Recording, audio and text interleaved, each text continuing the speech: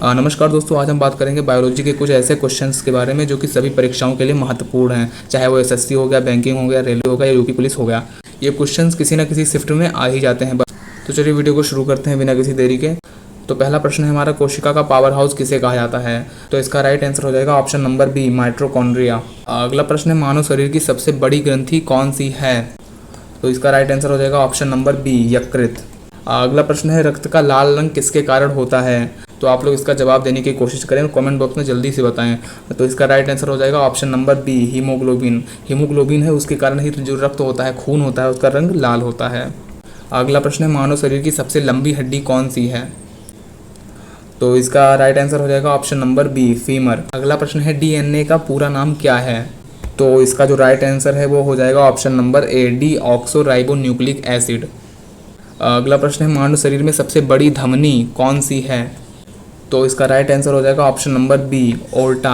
अगला प्रश्न है, इंसुलिन हार्मोन किस ग्रंथि से स्रावित होता है? तो इसका जवाब आप लोग देने की कोशिश करें और इसका जो राइट आंसर है वो हो जाएगा ऑप्शन नंबर बी, अग्नाशय ग्रंथि से। यानी कि जब हम खाना खाते हैं तो उसको पचाने के लिए इंसुलिन स्रावित होता है इस अग्नाशय ग्रंथि से। अगला प्रश्न है, विटामिन सी का रासायनिक नाम क्या है? तो इसका जो राइट आंसर है वो हो जाएगा ऑप्शन नंबर बी, एस्कॉर्बिक अम्ल। अगला प्रश्न है, रक्त का पीएच लगभग कितना होता है? तो इसका जवाब आप लोग कमेंट बॉक्स में दें, देखते हैं कितने लोग सही जवाब देते हैं। अगला प्रश्न है, मानव हृदय में कितने कक्ष होते हैं, यानी कितने पार्ट्स होते हैं? तो इसका राइट आंसर हो जाएगा ऑप्शन नंबर सी, 4 कक्ष होते हैं। अगला प्रश्न है, लाल रक्त कणिकाओं का निर्माण कहाँ होता है? दोस्तों, लाल रक्त कणिकाओं का मतलब होता है आरबीसी, यानी कि रेड ब्लड सेल्स। तो इसका राइट आंसर हो जाएगा ऑप्शन नंबर ए, अस्थि और मज्जा। यानी कि अस्थि यानी जो हड्डी और मांस के बीच में इन कणिकाओं का निर्माण होता है, आरबीसी का। अगला प्रश्न है, मानव शरीर की सबसे बड़ी कोशिका कौन सी है? तो इसका जो राइट आंसर है वो हो जाएगा ऑप्शन नंबर ए, तंत्रिका कोशिका, जो हमारे शरीर की सबसे बड़ी कोशिका है।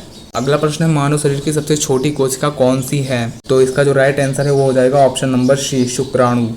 अगला प्रश्न है, श्वसन का मुख्य अंग कौन सा है? तो इसका राइट आंसर हो जाएगा ऑप्शन नंबर बी, फेफड़ा। अगला प्रश्न है, SARS-CoV-2 किस प्रकार का जीव है?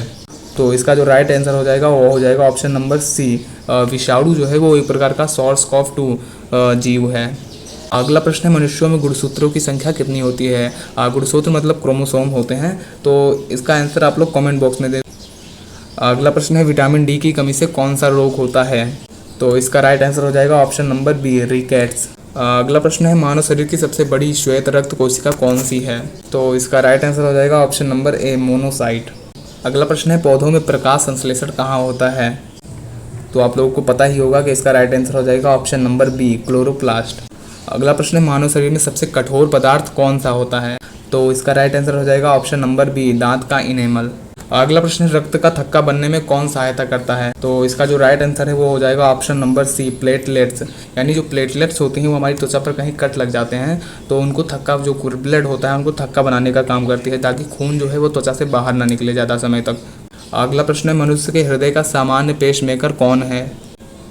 तो इसका राइट आंसर हो जाएगा option number A, SA node.